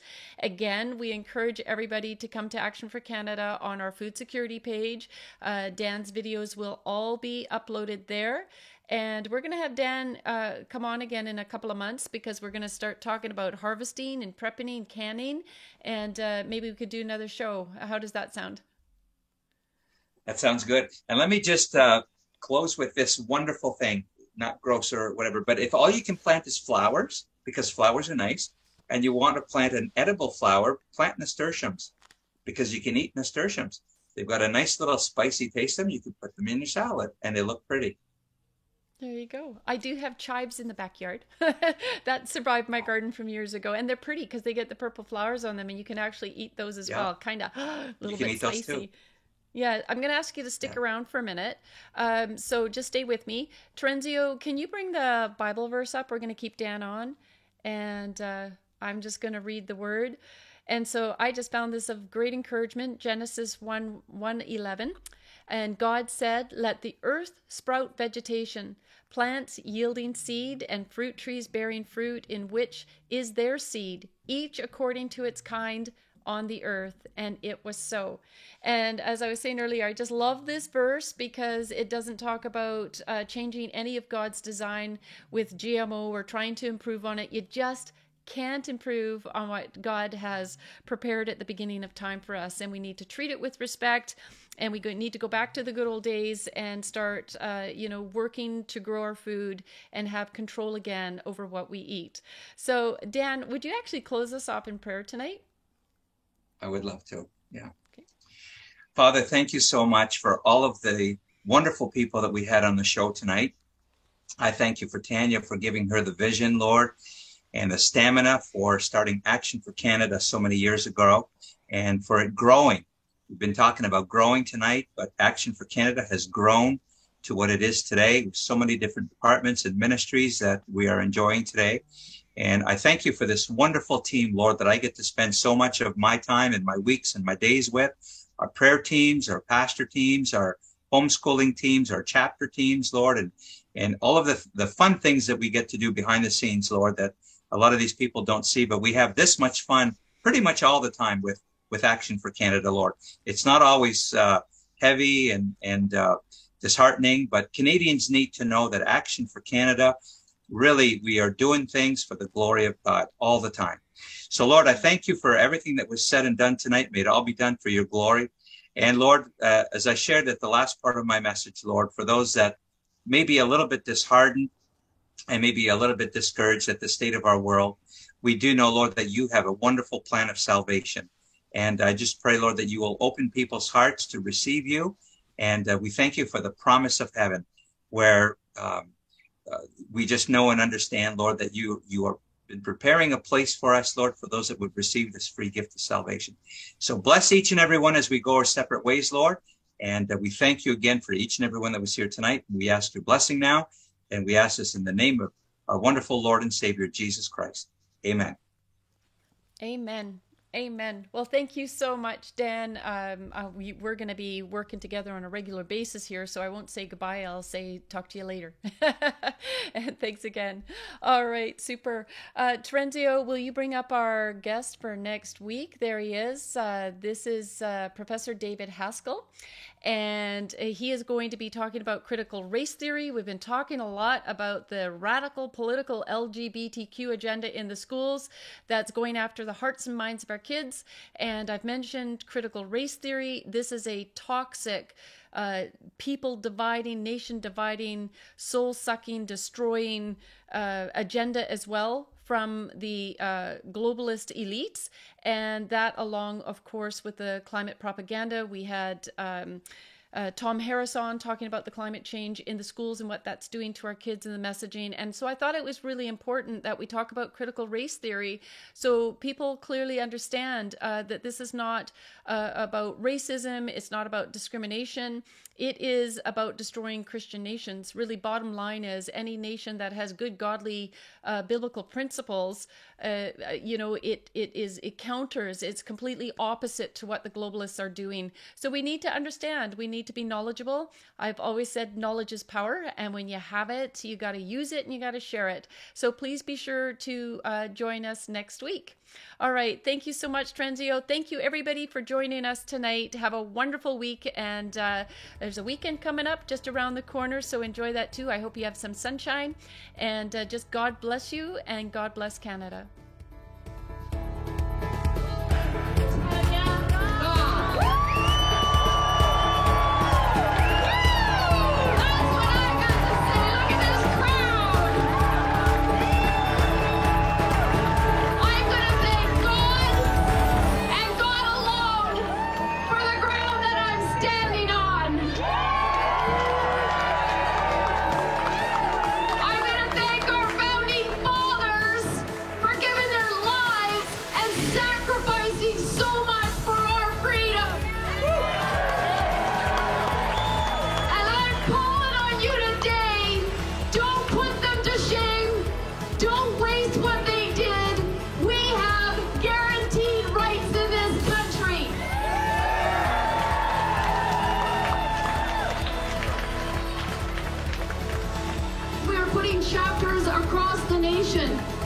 We are going to be in every town and every city, and we are going to build communities within these communities of like-minded people who are actually going to care for one another again and love on each other and give each other the help when they're down. We are going to use the teams and the people that build within chapters to support our businesses. The government's actions are completely 100% unlawful. Judgment will again be found on justice, and those with virtuous hearts will pursue it. You have a virtuous heart if you are here today pursuing freedom and righteousness. And then verse 23 comes along with a promise. God says He will turn the sins of evil people back on them. He will destroy them for their sins. I take great comfort in that because I serve a mighty living God who has allowed us to go through this season of discomfort because we as a nation had turned our backs on Him, and we need to get right.